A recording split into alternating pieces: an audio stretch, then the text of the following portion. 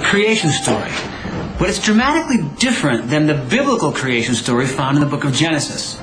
Where the Bible points to one true creator God, the book of Abraham recounts a startling new twist. And then the Lord said, "Let us go down." And they went down at the beginning, and they, that is the gods, organized and formed the heavens and the earth. Book of Abraham, chapter 4, verse 1. And the gods said among themselves, "On the seventh time we will end our work, which we have counseled, and we will rest on the seventh time from all our work which we have counseled."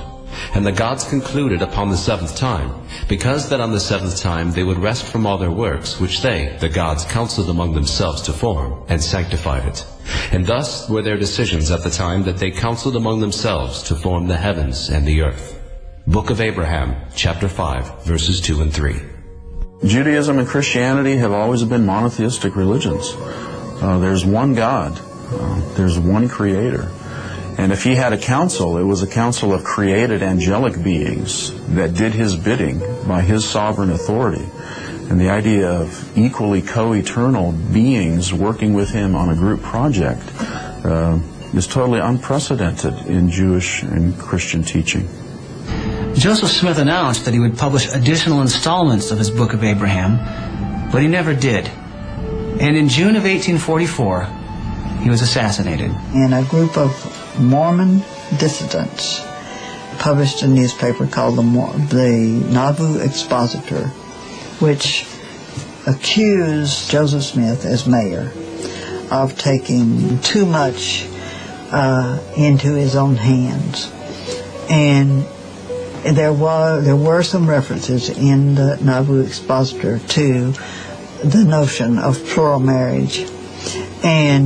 And so, as mayor, he sent the constabulary to destroy the newspaper. And the governor brought him into Carthage, Illinois, and put him in jail. And then the governor turned his back and took the militia and went to Nauvoo, leaving the jail unprotected. And then other militia with blackened faces came in and shot him. On June 27, 1844, his cell was stormed. Joseph was shot, and as he fell from a second-floor window, he was fired upon numerous times. No one was ever convicted for his brutal murder.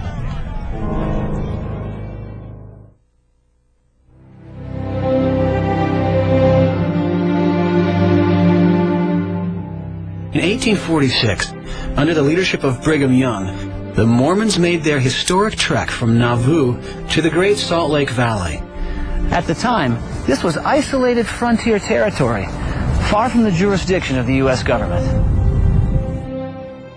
And though Joseph Smith was no longer leading the Mormons, his Book of Mormon, Doctrine and Covenants, and Pearl of Great Price, including the Book of Abraham, all became canon, inspired scriptures on par with the Old and New Testaments of the Bible.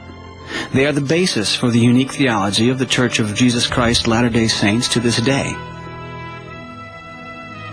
In the Great Salt Lake Valley, the Mormons once again proved their ability to settle frontier territory and to build a thriving town.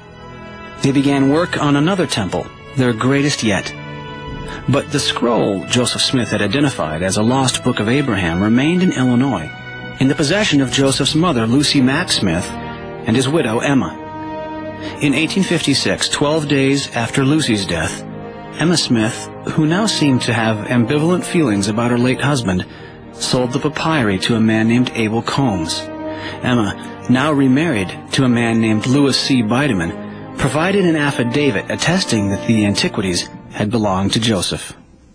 This certifies that we have sold to Mr. A. Combs 4 Egyptian mummies with the records of them. They were purchased by the Mormon prophet Joseph Smith at the price of $2,400 in the year 1835. They were highly prized by Mr. Smith on account of the importance which attached to the record, which was accidentally found enclosed in the breast of one of the mummies. Emma Smith Bideman, May 26, 1856.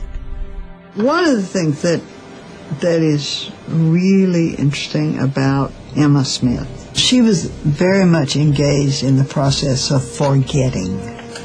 as well as remembering, because she has to forget that he introduced plural marriage into Mormonism.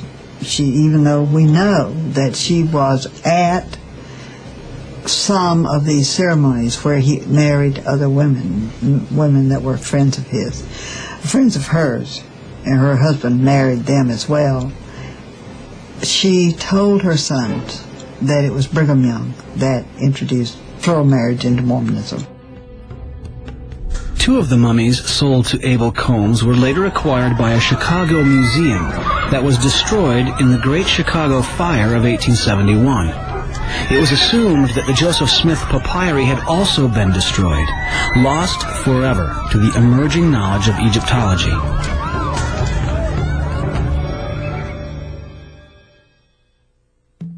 From early on, non-Mormons were dubious of Joseph's claim to have recovered a book written by Abraham 2,000 years before Christ and lost for nearly 4,000 years. A man named William West, who visited the Mormons in Kirtland and viewed Joseph Smith's Egyptian scrolls, expressed his doubts in an 1837 pamphlet. Is it possible that a record written by Abraham containing the most important revelations that God ever gave to man should be entirely lost by the tenacious Israelites and preserved by the unbelieving Egyptians, and by them embalmed and deposited in the catacombs with an Egyptian priest? I venture to say no. It is not possible. It is more likely that the records are Egyptian. In 1859, a French Egyptologist named Théodule de Verrier provided the first scholarly evaluation of the Book of Abraham. The focus of de Verrier's critique was 3 illustrations, or facsimiles, that Joseph Smith copied from the Egyptian scrolls and published as part of his Book of Abraham. Below each of the facsimiles, Joseph provided his explanations of their meanings. According to Joseph, facsimile 1 depicts an idolatrous priest about to slay Abraham on an altar. The scene is specifically referred to in the text of the book itself. And it came to pass that the priests laid violence upon me, that they might slay me also, as they did those virgins upon this altar. And that you may have a knowledge of this altar, I will refer you to the representation at the commencement of this record. Book of Abraham, chapter 1, verse 12. But de Verrier noticed that there was something wrong with the pictures. They closely resembled scenes he had come across numerous times in common Egyptian burial documents. But Smith, according to de Verrier, had completely misidentified the characters and the scenes. In facsimile 1, Smith labeled the standing figure on the left as a priest, knife in hand, attempting to slay Abraham. In reality, said de Verrier, this is the Egyptian god Anubis, assisting the resurrection of a deceased Egyptian.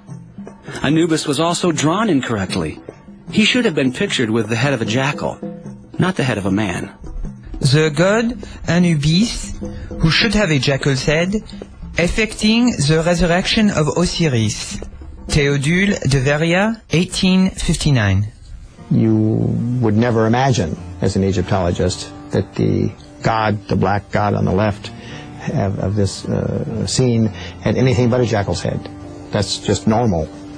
Joseph Smith had explained another of the illustrations in the Book of Abraham, called facsimile 3, as Abraham, seated on Pharaoh's throne, lecturing the royal court on matters of astronomy.